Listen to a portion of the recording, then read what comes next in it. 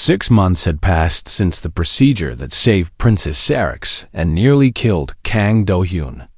And the galaxy had changed in ways that no one could have predicted. Do-hyun stood at the window of his hospital room on the human medical station. Watching the stars and thinking about how strange fate could be, he was alive, which was more than the doctors had expected. Though he would never be the same, his body had been pushed beyond its limits, and the damage could not be fully repaired. He walked with a cane now, his legs weakened by nerve damage that would never heal. And there were days when the pain made it hard to get out of bed, but he was alive. And that was enough. The door behind him opened, and he turned to see a familiar figure enter the room. Princess Syrinx had grown stronger in the months since her recovery, her chitin now gleaming with vibrant health. Her compound eyes clear and bright, she moved with the grace of Valkyrie royalty. But there was something different about her, something softer and more open than he remembered from the court. "It is time," she said. "The ship is ready to take you home." Do-hyun nodded and gathered the few possessions he had collected during his long recovery. It felt strange to be leaving, to be returning to Earth after everything that had happened. But his doctors had agreed that he would heal better, surrounded by family. Yuna was waiting for him, had been counting the days until his return, and he could not wait to hold her again. The journey to the shuttle bay was slow, his damaged legs protesting every step. But Syrinx walked beside him with patient grace. She had visited him almost every day during his recovery, asking questions about humanity and about his life and about the philosophy that had driven him to sacrifice himself for her. He had answered as best he could, and he had watched her understanding grow with each conversation. She was not the same princess who had lain dying in the medical chambers 6 months ago, and he was proud of the person she was becoming. "I want to escort you to Earth myself," she said as they approached the shuttle. "If you will allow it." Do-hyun smiled. "I would be honored, Princess." The journey took several weeks, and they spent much of it talking, sharing stories about their lives and their peoples and their hopes for the future. Syrinx told him about the changes happening in the Valkyrie Dominion, about how her mother's proclamation had sparked debates that were reshaping their ancient society. Some Valkyrie rejected the new ideas, clinging to the old traditions, but many more were beginning to question whether their rigid caste system and their contempt for other species had made them less than they could bear. It was slow progress, but it was progress nonetheless. Earth appeared in the viewport on a bright morning, a blue and green jewel hanging in the darkness of space, and Do-hyun felt tears prick his eyes at the sight of home. He had not been certain he would ever see it again, and its beauty struck him with an intensity that took his breath away. The shuttle landed at a private spaceport, away from the crowds of reporters who wanted to interview the human who had changed galactic history. Do-hyun wanted no part of fame or recognition. He simply wanted to see his daughter. She was waiting for him on the landing pad, a small figure bouncing with barely contained excitement. And the moment he stepped off the shuttle, she launched herself into his arms. "Appa," she cried, using the Korean word for father. "I missed you so much." Do-hyun held her tight, tears streaming down his face. And for a long moment, nothing else in the universe mattered. When he finally looked up, he saw Syrinx standing a respectful distance away, watching the reunion with an expression he could not quite read. "Yuna," he said, guiding his daughter forward, "I want you to meet someone very special. This is Princess Syrinx, and she is the reason I was gone so long." Yuna looked up at the towering alien with wide eyes, showing no fear despite the princess's intimidating appearance. "Are you the one my papa saved?" she asked. Syrinx lowered herself to the ground, bringing her massive head closer to the child's level. "Yes," she said. "Your father saved my life, and I came here to thank him. And to thank you for sharing him with me." Yuna considered this for a moment, then nodded with the serious wisdom that children sometimes display. "He is a good appa," she said. I am glad he could help you." A holographic projection flickered to life nearby, and suddenly the queen herself appeared before them. Her massive form, rendered in light and shadow, Do-hyun instinctively straightened, falling into the posture of respect he had learned during his years at the Volcari court. "Your Majesty," he said.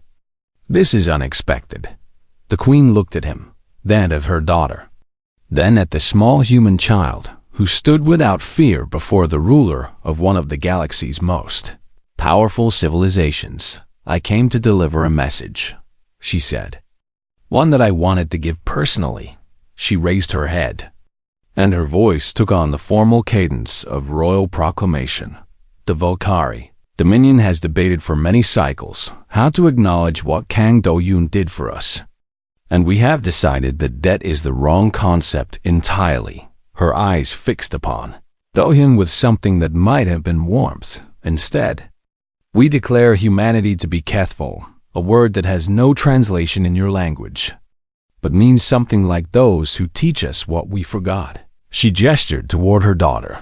"Serix will serve as ambassador to your people, the first of her rank to hold such a position, and she will work to build the understanding between our species that you risked your life to create." Do-hyun bowed low, overwhelmed by the honor. "Thank you, Your Majesty. I will try to be worthy of this recognition." The queen made a sound that was almost a laugh. "You already are," she said. "You proved that months ago. Now rest, heal, and raise your daughter. For the galaxy needs more humans like you." The projection faded, and Serix rose to her full height. "I have one more thing to do before I take up my ambassadorial duties," she said. She knelt before Yuna, bringing herself to eye level with the small human child, and she spoke with a solemnity that belied her youth. "Kang Yuna," she said, "your father showed an empire what courage truly looks like. He taught us that sacrifice for others is not weakness, but strength. And he changed the course of history because he saw me, not as an alien but as someone's child who needed help." She touched her chest in the Volcari gesture of deepest respect. "I owe him my life, and I promise you that I will spend mine trying to be worthy of his gift." Yuna looked at the alien princess with those bright, curious eyes, then reached out and patted her chitin-covered hand. "Do you want to play in the garden?" she asked. Appa planted new flowers while he was gone. Serix blinked in surprise, then made the clicking sound that was Volcari. Laughter. "I would like that very much," she said. Do-hyun watched from the doorway of his home as the princess of the Volcari Dominion played with his daughter among the flowers. Two beings from different worlds who had no reason to know each other except for choices made in moments of crisis. The galaxy was vast and cold and often cruel, filled with beings who valued power over compassion and tradition over kindness. But perhaps it was changing. Perhaps his sacrifice had planted a seed that would grow into something beautiful. Perhaps humanity's greatest strength was not their technology or their numbers, but their stubborn insistence on caring for each other. He leaned against the doorframe, his damaged legs aching but his heart full, and he thought that perhaps the universe was not as dark as he had once believed. A princess and a child laughed together in the sunlight, and Do-hyun smiled, knowing that some things transcended species and politics, and ancient tradition. Love was one of them, and sacrifice, and the simple act of reaching out to help someone in need. The stars would remember what happened here, and maybe, just maybe, the memory would make them a little bit brighter. The orbital medical station hung like a silver jewel against the backdrop of stars, and Do-hyun watched it grow larger through the viewport of the shuttle. As they approached, his hands were steady despite what awaited him, though he could feel his heart beating faster than it should. And he thought of Yuna one last time before pushing all fear aside. The queen had insisted on accompanying him, a decision that had shocked her court and would be remembered in Volcari history for generations to come. She sat across from him in the shuttle, her massive form taking up most of the available space, and she had not spoken since they left the palace. Dohyun did not try to fill the silence, for he understood that she was preparing herself in her own way, steeling herself to watch a human die or suffer for her daughter. The medical station had been transformed into a hybrid facility, human and Valkyrie equipment working side by side in an unprecedented collaboration that had been arranged in secret over the past day. Human doctors from the nearest Earth colony had arrived to perform their part of the procedure, while Valkyrie physicians would handle the transplantation itself. No one knew if it would work, for nothing like this had ever been attempted before. But everyone involved understood that failure meant death for both the princess and probably for Dohyun as well. Princess Syrinx had been transported to the station during the night, her condition now critical, and she was barely conscious when Dohyun entered the preparation chamber. He knelt beside her bed and took her clawed hand in his own. "I am here," he said softly. "We are going to try." Her clouded eyes focused on him with difficulty, and her mandibles moved in a weak approximation of a smile. "I am sorry," she whispered. "Sorry for the pain you will suffer because of me." Dohyun shook his head. "Do not apologize," he said. "Just focus on getting better, on living, on becoming the person you are meant to be."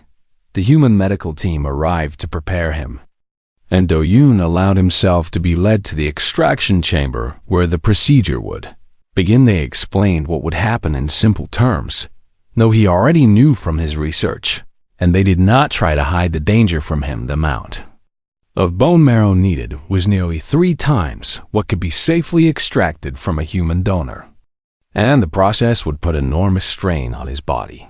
His heart might stop, his organs might fail, and even if he survived the extraction itself, there was a good chance he would never fully recover. Dohyun listened to it all and nodded and did not waver.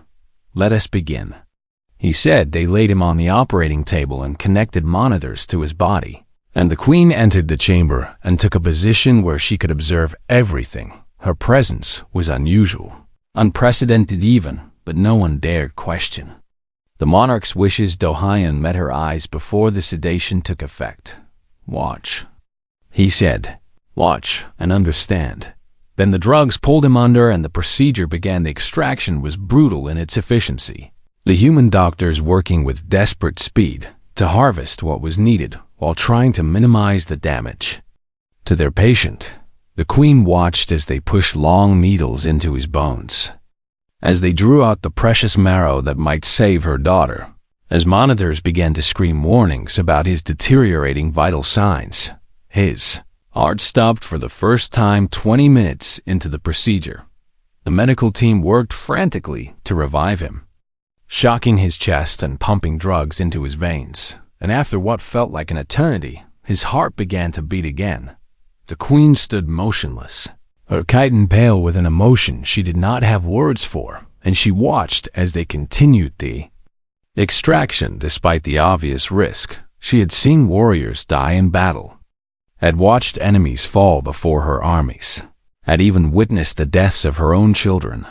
But she had never seen anything like this, a small, fragile human lying on a table, willingly enduring pain that would break most beings, giving pieces of himself to save someone he had no obligation to save. His heart stopped the second time 40 minutes into the procedure, and again the doctors fought to bring him back.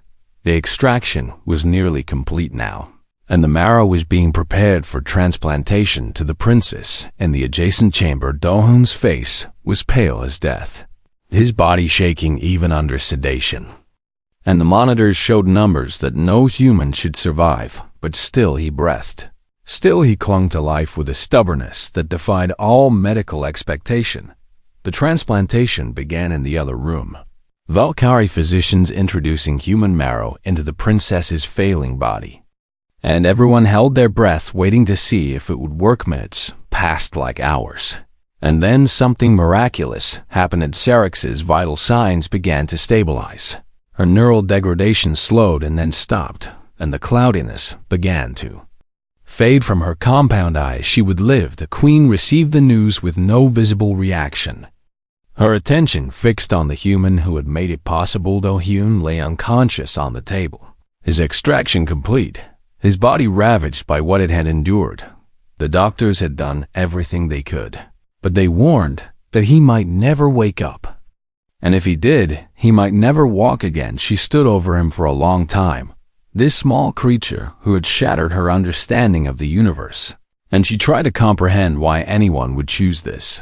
There was no calculation in what he had done, no political advantage, no expectation of reward. He had simply seen a child who needed help and had given everything he had to provide it.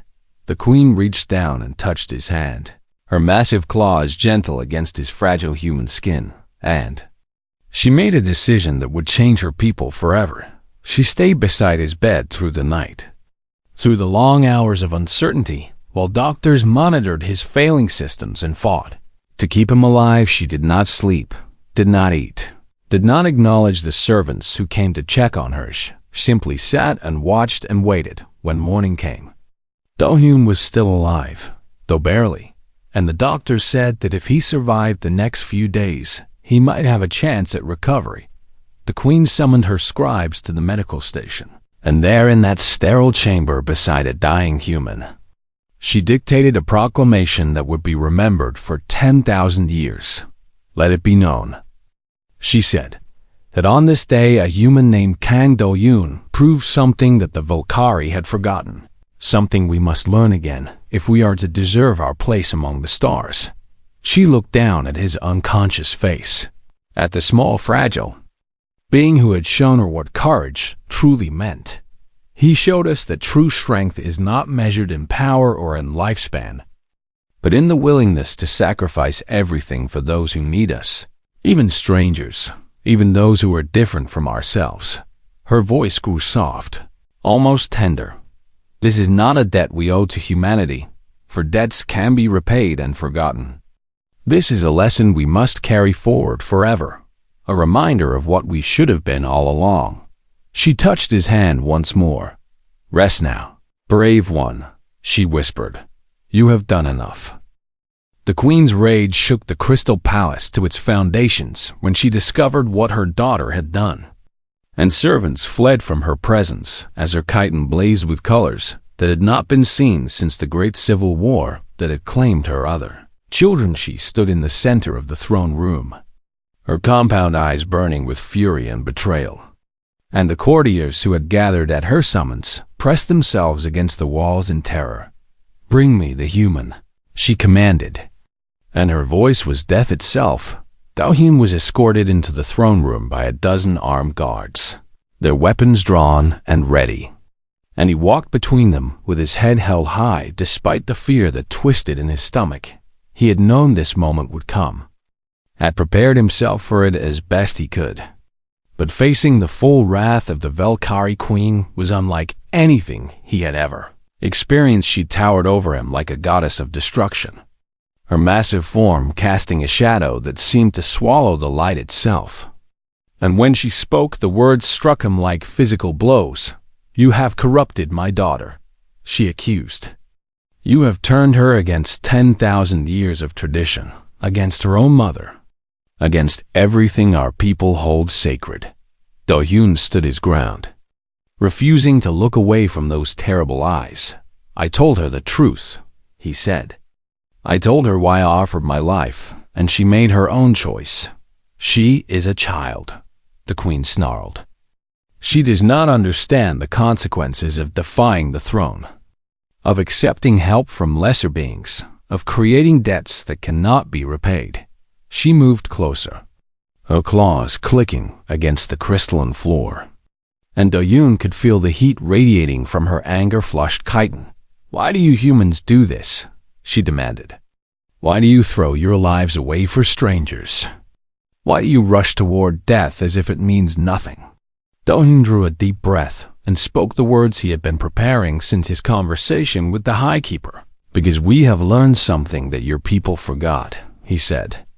We have learned that life is precious precisely because it is short, that sacrifice gives meaning to existence, that protecting others is not weakness, but the very definition of strength.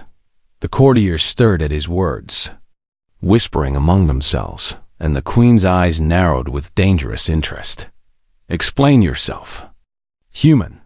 Doyun looked around the throne room at the gathered Valkyrie, at beings who had lived for centuries and would live for centuries more, at creatures who viewed his entire species as mayflies that would be forgotten in the blink of a cosmic eye.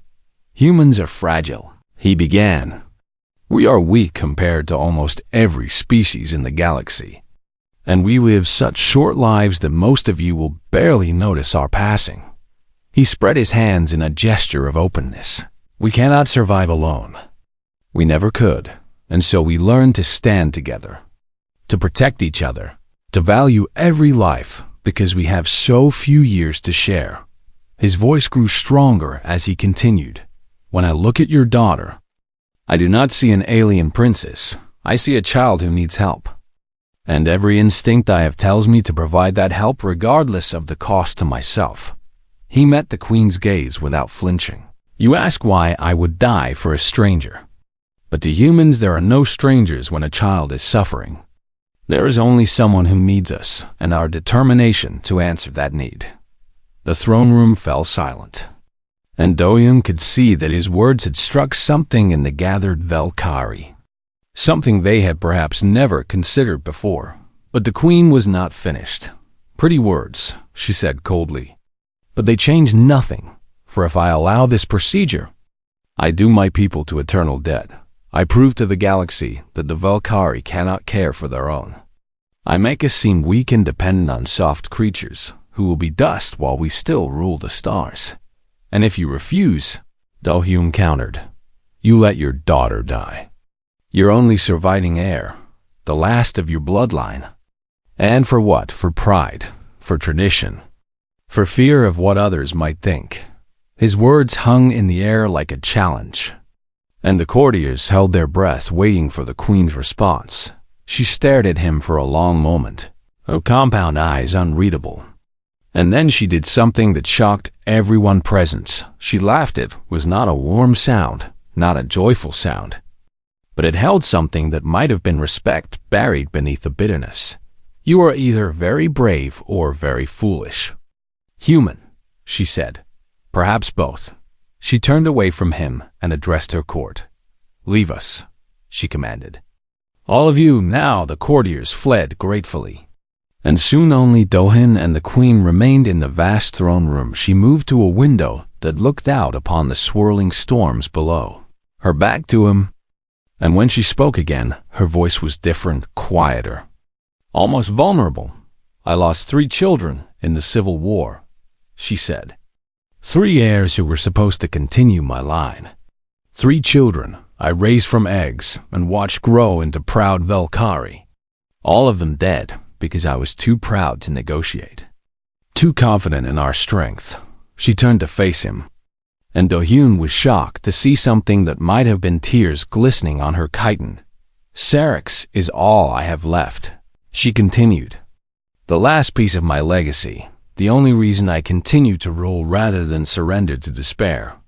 And you ask me to let her live by accepting help from beings I have been taught to despise." Do-hyun stepped closer, his fear forgotten in the face of her pain. "I ask you to let her live," he said simply. "Nothing more and nothing less, for whatever comes after, whatever debts are created or traditions broken, at least your daughter will be alive to see it." The queen closed her eyes, and for a moment she was not a monarch but simply a mother facing an impossible choice. "If I do this," she whispered, "if I allow you to sacrifice yourself for her, will you promise me something? Anything?" Do-hyun replied. She opened her eyes and looked at him with an expression he had never seen on a Valkyrie face, something that might have been hope. "Promise me that your species is worth the debt we will owe. Promise me that humans are more than the soft, fragile creatures we have always believed you to be."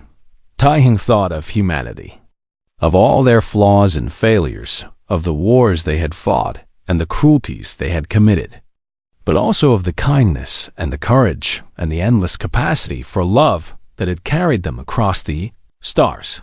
"I cannot promise that we are perfect," he said.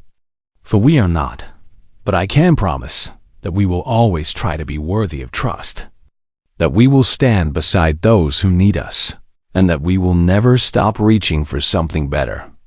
The queen was silent for a long moment, and then she nodded slowly. Very well, she said, and her voice carried the weight of history changing. I will allow the procedure, and may the stars forgive me for what I do today. She looked at him with something that was almost gratitude. Prepare yourself, human, for tomorrow you will either save my daughter or die trying. And either way, nothing will ever be the same. The crystal palace floated above the swirling clouds of the gas giant like a frozen dream made real. And Kang Do-hyun had never grown tired of watching the storms rage beneath his feet through the transparent floor of his quarters. 3 years he had lived among the Valkyrie, learning their customs and their rigid ways, earning small measures of trust through patience and respect. And he had come to appreciate the alien beauty of their world, even as he missed the green hills of Earth and the laughter of his daughter. Unith Valkyrie were not easy beings to understand, and Do-hyun had spent countless hours studying their history and their culture, trying to bridge the vast gap between their insectoid minds and human thought. They stood twice as tall as any human, their bodies covered in iridescent chitin that shifted colors with their moods, and their compound eyes saw the world in ways no human could imagine. But it was their society that truly set them apart from humanity, for the Valkyrie lived under the absolute rule of their queen, and every aspect of their existence was governed by ancient laws that had not changed in 10,000 years. Caste system determined everything from birth to death, and the queen sat at the apex of it all, her word becoming reality the moment she spoke it. Do-hyun served as a cultural liaison, a fancy title that meant he answered questions about humanity and tried to make his species seem less threatening to beings who viewed themselves as the pinnacle of galactic civilization. It was not glamorous work, but he believed in it, believed that understanding between species could prevent the wars that had scarred so much of known space. The summons came without warning on a morning that had begun like any other. A royal guard appeared at his door, the tall warrior's mandibles clicking in the pattern that indicated urgency, and Do-hyun followed without question through the winding corridors of the palace. He had learned that when the Valkyrie summoned, one did not ask why until arriving at the destination. The medical chambers occupied an entire wing of the palace, and Do-hyun had never been permitted inside before, for healing was considered sacred among the Valkyrie, and outsiders were rarely allowed to witness their vulnerability. But today the guard stepped aside and allowed him entry, and what he saw inside made his heart sink. Princess Syrinx lay upon a bed of woven light, her once vibrant chitin now dull and cracked, her compound eyes clouded with pain. She was the youngest daughter of the queen, barely more than a child by Valkyrie standards, and Do-hyun had met her several times at court functions where she had shown none of the cold arrogance of the other royals. She had asked him questions about Earth with genuine curiosity, about the oceans and the forests and the strange soft creatures called humans who had somehow spread across the stars. Now she looked like she was dying, and the gathered physicians could do nothing but watch. The queen stood at her daughter's bedside, and for the first time since Do-hyun had known her, the ancient monarch looked afraid. She turned her massive head toward him as he entered, her compound eyes unreadable, and she spoke in the clicking language of her people that he had learned to understand. Human, she said, and her voice carried the weight of desperate authority. You were brought here because our physicians have exhausted all knowledge, and one among them suggested that your species might recognize this affliction. Do-hyun moved closer to the princess, studying the symptoms with growing recognition and growing dread. The neural degradation, the chitin decay, the clouding of the sensory organs. He had seen something like this before, Not in an alien, but in humans back on Earth. It resembled a condition that had plagued humanity for centuries before they had found a cure. A degenerative disease that attacked the nervous system and slowly shut down every function of the body. I may know what this is, he said carefully, but I need to examine her more closely and consult with human medical databases. The Queen nodded once, a gesture she had learned from her dealings with humans, and Do-yoon spent the next hour working alongside the Valkyrie physicians, running tests and comparing results. What he found confirmed his fears and opened a door he was not sure he wanted to walk through. The disease was remarkably similar to the human condition, similar enough that the same treatment might work. But the treatment required something the Valkyrie could not provide. Bone marrow transplantation had saved countless human lives, replacing damaged cells with healthy ones that could fight the disease and restore function to dying systems. But Valkyrie biology could not produce compatible marrow, and their rigid exoskeletons contained nothing that could serve as a substitute. Only human marrow might work, and the amount needed to treat a being of Saryx's size would be far more than any human could safely give. Do-yoon looked at the dying princess and thought of his daughter back on Earth, thought of how Yuna would feel if she were sick and no one would help her. And he made his decision before he fully understood what it would cost. I can help her, he said to the Queen, but the treatment requires a donation from a human donor, and the amount needed is dangerous. The Queen's eyes narrowed with suspicion and hope in equal measure. How dangerous? She demanded. Do-yoon met her gaze without flinching. It would likely kill the donor, he said, or leave them crippled for the rest of their life. But it might save your daughter. Silence fell over the medical chamber like a shroud, and every Valkyrie present turned to stare at the small human who had just offered his life for their princess. I volunteer, Do-yoon continued. I will undergo the procedure myself. The Queen's reaction was not what he had expected. She did not weep with gratitude or embrace him as a savior, for such displays were beneath her dignity and against every tradition of her people. Instead, her chitin flushed a deep crimson that Do-yoon had never seen before, and her voice emerged as a thundering command that shook the very walls. No, she declared, and the word carried the force of absolute law. I forbid this. Do-yoon stared at her in confusion. Your Majesty, he said, your daughter will die without treatment, and I am willing to give what is needed. So why would you refuse? The Queen drew herself up to her full towering height, and when she spoke again, her voice was cold with ancient pride. You do not understand what you offer.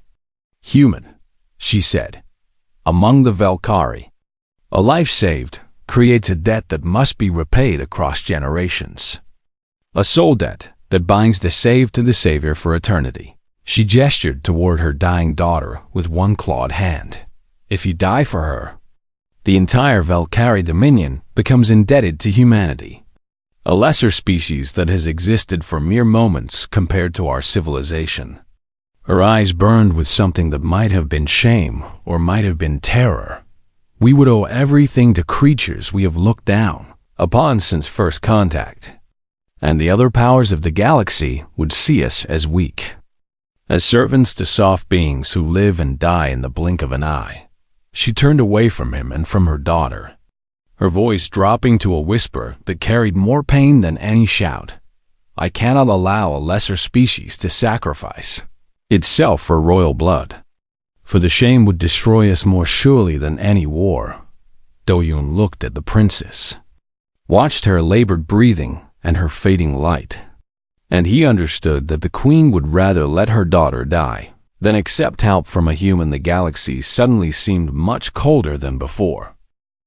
The diplomatic quarters felt like a prison cell at night, and Do-yoon sat by his window staring at the endless storms below without really seeing them. He had been dismissed from the medical chambers with cold courtesy, escorted back to his rooms by guards who would not meet his eyes, and left alone with the knowledge that a child was dying while he had the power to save her, sleep would not come. And every time he closed his eyes, he saw the princess lying on that bed of light, her life slipping away because of pride and ancient tradition.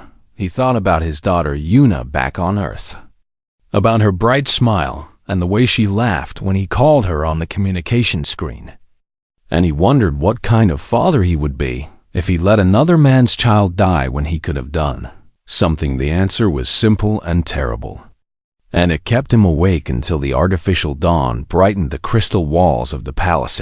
Soft chiming at his door announced a visitor, and Do-yoon opened it to find a Valkyrie he did not recognize. A small figure in the plain robes of a scholar, rather than the ornate armor of a guard. "The High Keeper of Traditions wishes to speak with you," the scholar said. "Will you come?" Do-hyun followed without hesitation, eager for any chance to understand what had happened and perhaps find a way to change the queen's mind. The High Keeper was ancient, even by Valkyrie standards. Her chitin faded to a pale silver that spoke of centuries of life, and she received him in a chamber filled with glowing crystals that contained the recorded history of her people. "Sit," she commanded, and Do-yoon lowered himself onto a cushion designed for beings much larger than himself. "You do not understand why the queen refused your offer," the High Keeper said. "And it was not a question. I understand that she would rather watch her daughter die than accept help from a human," Do-hyun replied, unable to keep the bitterness from his voice. The ancient Valkyrie made a sound that might have been laughter or might have been sorrow. "You understand nothing," she said. "But that is not your fault, for you are young and your species is younger still." She gestured toward the glowing crystals that surrounded them. "Let me teach you about soul dead, human, so that you might comprehend the weight of what you offered. For the next hour," the High Keeper explained the cornerstone of Valkyrie civilization, the sacred concept that bound their society together across millennia. When one Valkyrie saved the life of another, a debt was created that could never be fully repaid. A connection between souls that transcended individual existence and passed down through generations. The saved owed service to the Savior, loyalty unto death and beyond. And this debt shaped everything from political alliances to family structures. But there is a greater truth beneath the tradition, the High Keeper continued. Soul debt exists because we Valkyrie have always believed that our lives belong to ourselves alone. That to surrender our existence to another is the ultimate submission. Her silver eyes fixed upon Do-yoon with piercing intensity. "If you die for the princess, you prove that humans value life differently than we do. That you can give without expectation of return. That your species operates on principles we cannot comprehend." She leaned forward, her voice dropping to a whisper that terrifies the queen more than any enemy fleet. "For how do you fight beings who will die for strangers? How do you negotiate with creatures who do not count the cost of sacrifice?" Do-hyun sat in silence, processing what he had learned. And slowly he began to understand the fear behind the queen's refusal. It was not simply pride that drove her, but a genuine inability to comprehend why anyone would offer their life for someone outside their own bloodline. Later that day, a different summons came. This one delivered by a nervous servant who whispered that the princess herself wished to speak. With him, Do-hyun found Sarex in a private garden within the medical wing. A small space filled with alien plants that glowed with soft bioluminescence. She lay upon a resting platform, her condition visibly worse than before, but her clouded eyes still held a spark of the curiosity he remembered. "Human," she said, her voice weak but clear. "I wanted to ask you something before I am too sick to speak." Do-hyun knelt beside her, bringing himself closer to her level. "Ask anything." "Princess, why did you offer to die for me?" she asked. "We are not family. We are not even the same species. And you owe me nothing. So why would you give your life for mine?" It was the question he had been asking himself since he had made the offer. And the answer came more easily than he had expected. "I have a daughter," he said. "Her name is Yuna, and she is about your age by human standards. And I love her more than anything in the universe." He paused, gathering his thoughts. "When I saw you lying there, dying and afraid, I did not see an alien princess. I saw someone's child. I saw a young person whose life was ending before it had truly begun. And I thought about how I would feel if Yuna were sick and no one would help her." Saryx's antennae twitched in the pattern that indicated confusion. "But I am not your daughter," she said. "I am nothing to you. Every child is something to me," Do-Yun replied. "Every child is someone's daughter or son, someone's hope for the future, someone's reason to keep going. And humans learned long ago that we survive by protecting each other, even when the person who needs help is a stranger." He reached out and gently touched her clawed hand, ignoring the way her guards tensed at the contact. "Your mother thinks this makes us weak, that sacrificing for strangers is foolishness. But I believe it is our greatest strength." Saryx was silent for a long moment, her clouded eyes studying him as if seeing a human truly for the first time. "I have been taught that lesser species exist to serve the Volcari," she said finally. "That your kind is young and foolish, and will destroy yourselves within a few thousand years." Her mandibles moved in a pattern that Do-Hyun recognized as deep thought. "But you would die for me. A princess of the people who look down upon you, and you ask nothing in return. And I do not understand how that can be weakness." She turned her head away, and when she spoke again, her voice was barely audible. "I do not want to die, human, but I also do not want you to die for me. So tell me what to do." Do-Hyun squeezed her hand gently. "Leave," he said simply. "Let me help you live, and then spend your life trying to understand why I made this choice, and perhaps teach your people what you learn." That night, Princess Saryx did something that had not been done in 10,000 years of Volcari history. She defied her mother's direct command and sent a secret message to the human medical ships waiting at the edge of the system, asking them to prepare for the transplant procedure that might save her life. The Queen would be furious when she discovered this betrayal, but Saryx had made her choice. And for the first time she understood that some things were worth more than tradition. She wanted to live long enough to understand why a human would give everything for her.